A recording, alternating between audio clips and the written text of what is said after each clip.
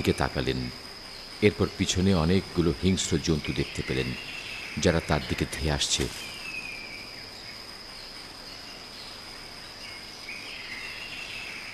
তিনি তাদের আক্রমণ থেকে বাঁচার জন্য দ্রুত পালাতে লাগলেন। তিনি আল্লাহর দরবারে সাহায্য প্রার্থনা করলেন। হে আল্লাহ, তুমি আমাকে বাঁচাও, আমাকে সাহায্য করো।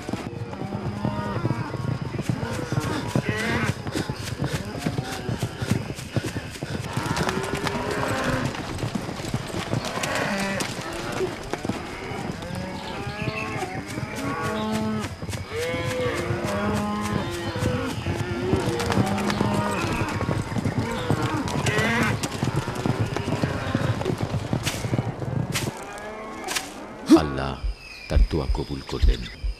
তিনি সামনে একটি পুকুর পেলেন এবং পানিতে ঝাঁপিয়ে পড়লেন।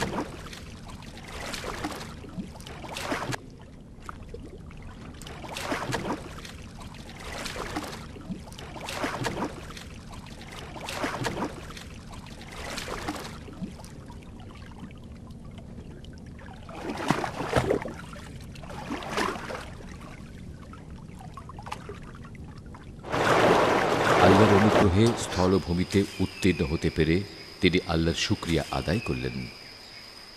সমস্ত প্রশংসা তার, যিনি আমার ডাকে সাড়া দিয়েছেন এবং আমাকে সঠিক পথ প্রদর্শন করেছেন।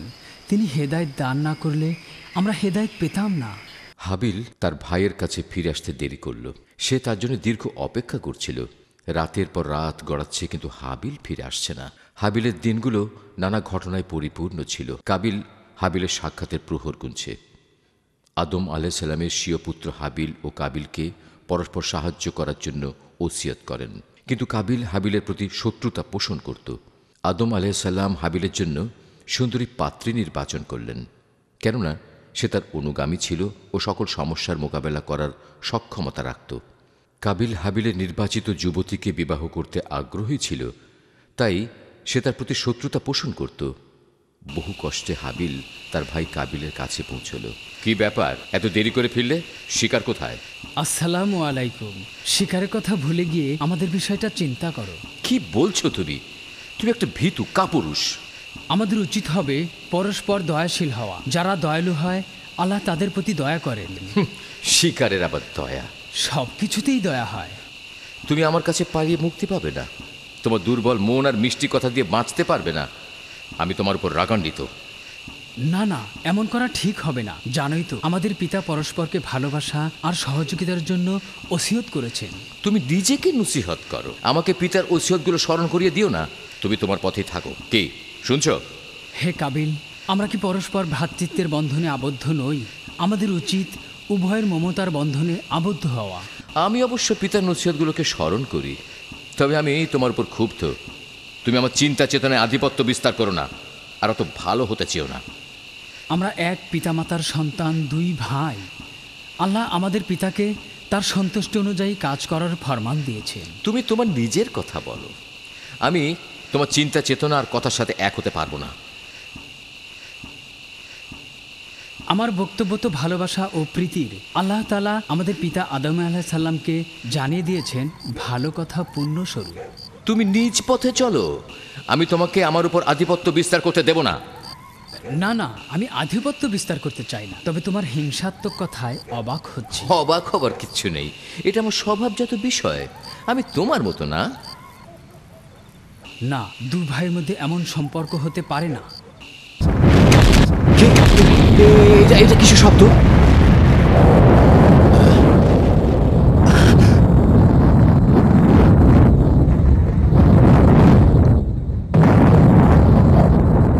ভাই কাবিল, ওই আগুনের লেলিহান শেখার দিকে তাকিয়ে দেখো, সবকিছু পুড়িয়ে ছাই করে দিচ্ছে। আমাদের উচিত বাঁচার জন্য একটা কিছু করা। আল্লাহর কাছে ক্ষমা চাওয়া ছাড়া আর কোনো পথ নেই।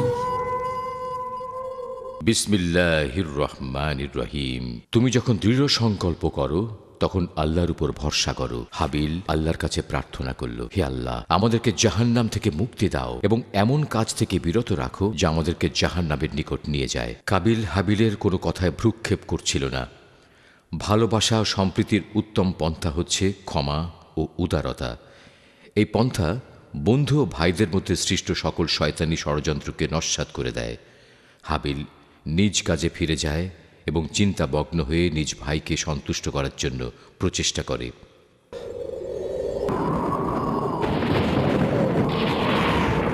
শয়তান কাবিলকে প্ররোচিত করল, তুমি তোমার ভাইকে হত্যা করো। তুমি যে যুবতীকে বিয়ে করতে চেয়েছিলে তাকে পেতে তোমার ভাইকে হত্যা করো। হত্যা করো তোমার ভাইকে, হত্যা করো, হত্যা করো, হত্যা করো, হত্যা করো। প্রত্যুষে তারা উভয়ে আল্লাহর দরবারে কুরবানি পেশ করার জন্য বের হল।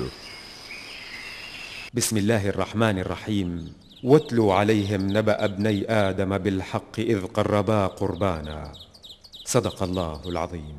তারা উভয়ে নিজ নিজ কুরবানি পেশ করার জন্য সম্মত হল। যার কুরবানি কবুল হবে তার ভাগ্যে জুটবে সেই সুন্দরী যুবতী। হে আল্লাহ, তোমার প্রশংসা করছি। তুমি যে নিয়ামত দান করেছ তার জন্য কৃতজ্ঞতা প্রকাশ করছি। আশা করি তুমি আমার ভাইকে সঠিক পথ দেখাবে এবং আমার দোয়া কবুল করবে। بسم الله الرحمن الرحيم। নিশ্চয়ই শয়তান মানুষের প্রকাশ্য দুশমন। শয়তান কাবিলের ইমানের দুর্বলতার সুযোগকে কাজে লাগিয়ে উভয় ভাইয়ের মাঝে বিদ্বেষ বাড়িয়ে দেয়। কাবিল যে কোনোভাবে স্বীয় ইচ্ছা ও বাসনাকে পূরণ করতে বদ্ধপরিকর। হাবিল, তুমি কখনো আমার উপর বিজয় হতে পারবে না। আমি তোমাকে ছাড়ব না, আমি বিজয়ী হবই হব। যখন কুরবানি পেশ করার সময় হলো, তখন কাবিল কুরবানির জন্য তার চাষাবাদকৃত জমি থেকে উৎকৃষ্ট ফল ফলাদি নিয়ে কুরবানি পেশ করার সংকল্প করল এবং সে উৎকৃষ্ট ফল ফলাদি নিয়ে নির্ধারিত স্থানের উদ্দেশ্যে রওনা হল। কাবিল ছিল দাম্ভিক ও অহংকারী। আল্লাহর পক্ষ থেকে নির্ধারিত তকদিরে সে সন্তুষ্ট ছিল না। দুর্বল ইমানদার আল্লাহ সুবহানাহুর অকৃতজ্ঞ। শয়তান কাবিলের নিকটবর্তী হতে সক্ষম হল ও স্বীয় ভাইয়ের বিরুদ্ধে তাকে খেপিয়ে তুলল। এমনিভাবে হাবিলও নির্দিষ্ট স্থানের উদ্দেশ্যে উত্তম দ্রব্যাদি নিয়ে রওনা হল। সে প্রত্যেক পদে পদে আল্লাহকে স্মরণ করতে লাগল।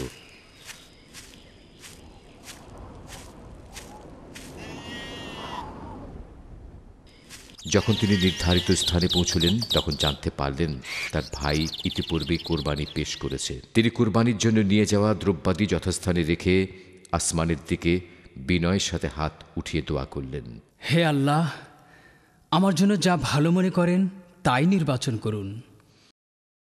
যে আল্লাহকে ভয় করে, পরহেজগার হয়, আল্লাহ তার সাথেই থাকেন ও তাকে সাহায্য করেন প্রত্যেক কাজে। তোমরা যদি কৃতজ্ঞতা জ্ঞাপন করো তাহলে আমি অবশ্যই তোমাদেরকে নিয়ামত বাড়িয়ে দেব, আর যদি কৃতজ্ঞতা জ্ঞাপন না করো তাহলে জেনে রাখো আমার শাস্তি খুবই কঠিন। হাবিল ও কাবিল পরের দিন তাদের পেশকৃত কুরবানির ফলাফল জানার জন্য একত্রিত হলেন। ইহা অতি সুস্পষ্ট যে আল্লাহর বন্ধনে বিশ্বাসী হাবিলের দেওয়া কুরবানি কবুল করলেন, আর কাবিলের কুরবানি কবুল করেননি। তাই সে তার ভাইকে প্রত্যাখ্যান করল। তার চক্ষুদয়ে অনিষ্টতা ফুটে উঠল। শয়তান কাবিলকে আবার প্ররোচিত করল, তুমি যদি তাকে পেতে চাও তাহলে তুমি তোমার ভাইকে হত্যা করো, হত্যা করো। তুমি কি ভীত? ভয় করো না। তুমি কি ভয় পাচ্ছ? তুমি যদি তাকে পেতে চাও তাহলে তুমি তোমার ভাইকে হত্যা করো, হত্যা করো। তুমি কি ভীত?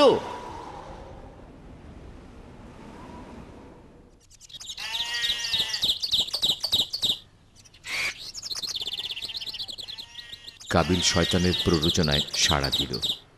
সে শয়তানের পদাঙ্ক অনুসরণ করে ক্ষতিগ্রস্তদের অন্তর্ভুক্ত হল। একদিন হাবিল দুম্বা ও বকরি চড়াতে গিয়ে বিশ্রাম নিচ্ছিল। ইত্যবসরে হাবিল দেখতে পেল কাবিল বড় একটা পাথর নিয়ে তার দিকে এগিয়ে আসছে।